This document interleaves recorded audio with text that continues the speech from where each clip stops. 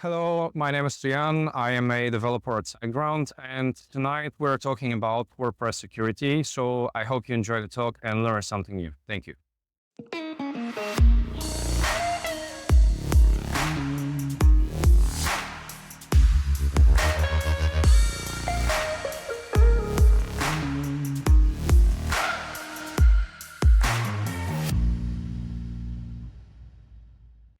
And before we start, I want to tell you why I flew from the other end of the continent.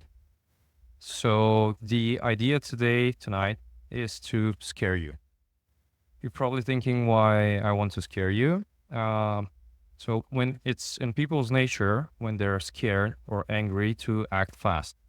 And with security, you always have to be fast. And I don't want to make you angry because I want to grab a couple of beers after that.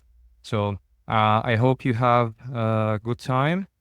And also another thing abroad, it's a gift. It's the gift of knowledge and the gift of being prepared. So yeah, this is me. I'm into tech since I was a kid.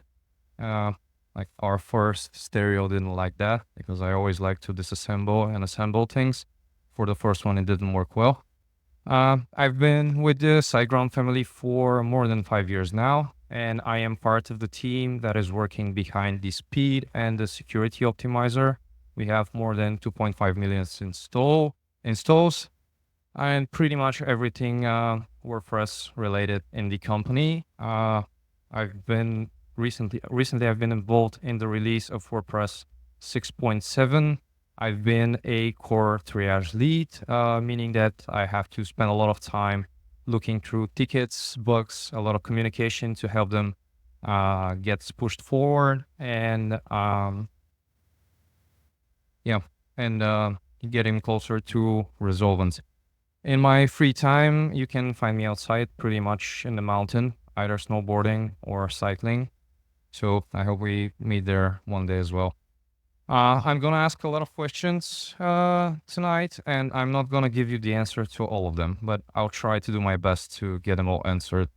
So let's just start with that simple question. Are you and your website a target? Simple answer to this one is no. And I'm going to tell you why. Targeted attacks are extremely expensive for the attacking party, meaning that if you're not holding the key to the $1 million vault, there is no point of attacking you. However, if we look at the next slide, I have some numbers on it. 62%, more than 62% of people choose WordPress as their content management system. Over every other CMS out there, they decide that they're going to use WordPress. 43.7% of all websites on the whole internet is WordPress.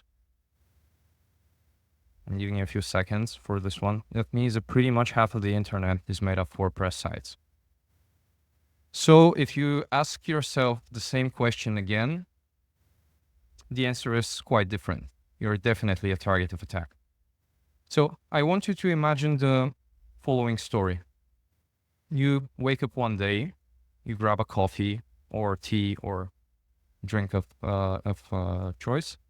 You type in the URL of your website, and you're ready and happy because you've done a tremendous amount of work last night, making that design stand out and moderating all of the communications in the site, etc., etc. You've polished the images, everything is great. And then when you load the site, you see something defaced, something that is not yours.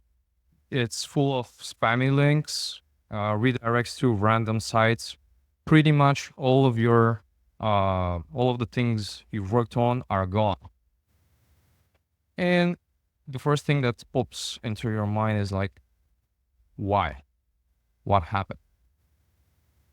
So we're going to talk a bit about why hackers usually hack sites. To be honest, again, there is no easy answer to that, but most of the time is probably gains. Hackers, okay. Hackers usually do it to earn something. In the next couple of slides, we're going to go through some of the common reasons hackers have and what they actually earn by hacking your website.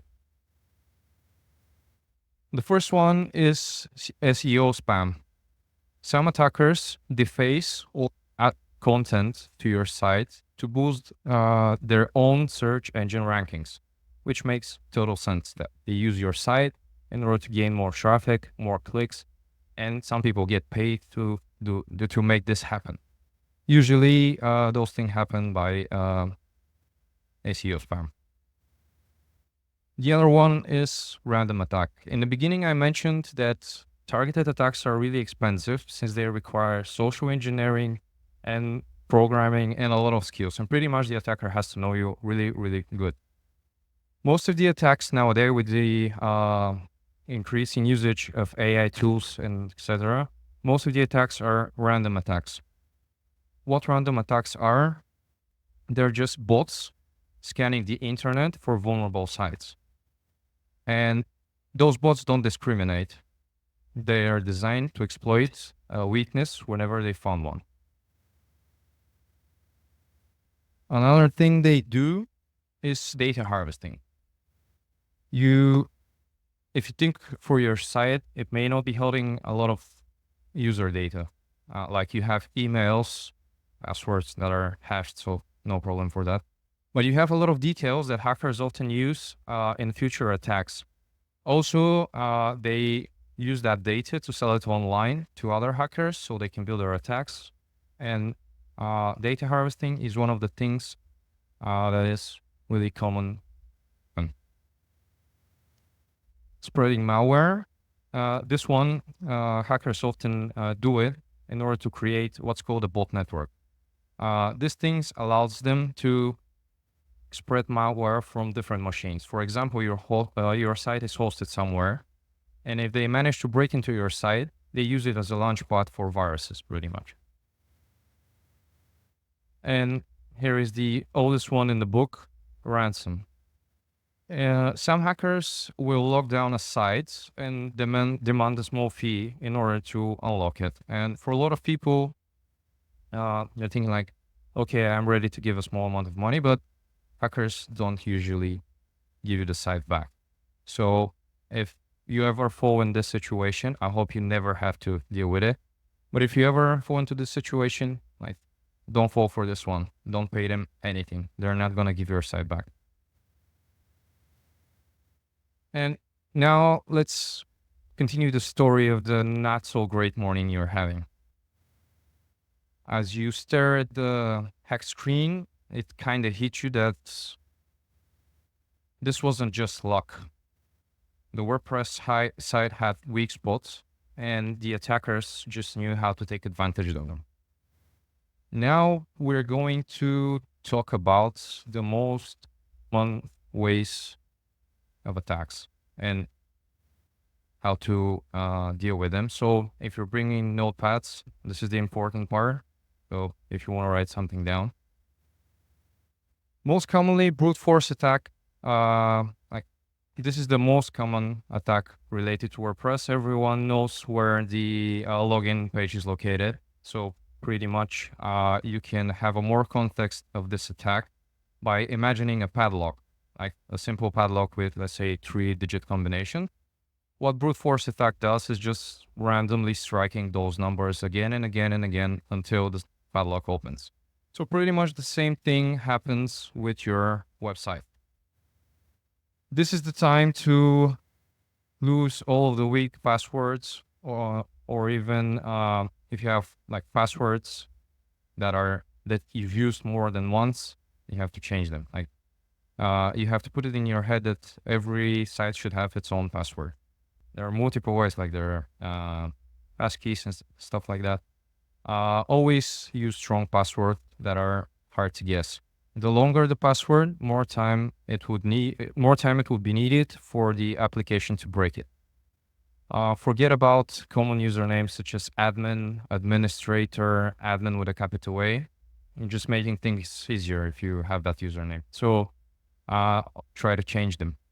Another thing you can do is limiting the login attempts. For example, if someone doesn't manage to get the correct password on the third or on the fifth or on the seventh time, they probably shouldn't log into your site.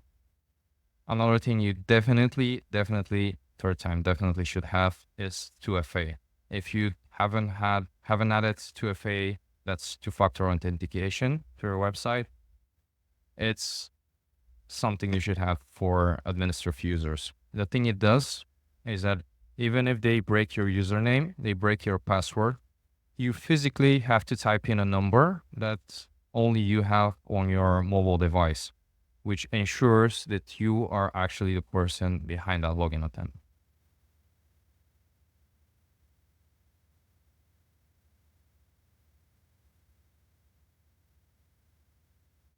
Another exploit that's been used a lot is the outdated plugin attack.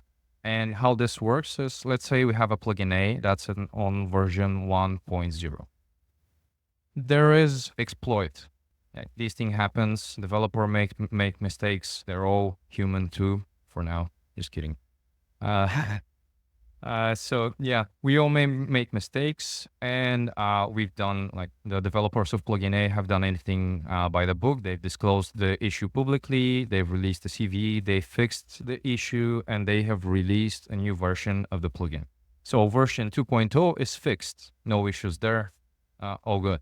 However, when CVEs are released, that's the time when usually hackers activate and start looking for that specific exploit in version 1.0. So what you can do as a defense strategy is always keep your plugins up to date. If your hosting providers give you the ability to auto-update those plugins, do it. It's better for you and your security. Another thing you can do is monitor those changelogs. They're there for a reason. They give a lot of digested information on what's changed and what to expect as a behavior of the plugin. And the last one is to use plugins from reliable sources. I'm going to talk a bit about the SQL injection to get a perspective of how this one works. Let's say you have a search bar in your heading. If you put an SQL query there, the attacker might get all of the data for your user, for example, usernames, email, stuff like that. In order to escape that, you have to validate and sanitize every user input. Like, most of the people are searching for something on your site. The attackers are searching for your database. So always make sure to validate and sanitize all user input. This one you probably heard about, cross-site scripting. Anyone? Okay, thank you. So to put this into perspective, let's say that actually, who has a comment section on their websites? Anyone? Okay, no. Okay, so let's say we have a comment section on our hacked website. What the attacker did is plant code, most commonly JavaScript code, which, when the browser interprets that code, it doesn't load the comment. It loads, for example, a pop-up, which pop-up may contain a link to a different site, or even can contain a login form. And when the user gets mistaken and fills in the login details, the hacker actually gets them right away. So in order to escape from that kind of attack, you either have to be really good at coding, because there are a lot of rules you have to add to your site in order to bypass that. So my best advice to that is to rely on a security plugin to do that for you. There are a lot of plugins out there. You can check them out, and pretty much most of them offer that optimization. The next one we're talking about is the denial of service attack. I don't know if anyone has heard about it. The idea behind this is to take your site down, make it offline, inaccessible, wherever you want to call it. Again, if you are relying only on the WordPress core, there is no easy way to bypass that one. So I would definitely suggest finding a hosting provider that has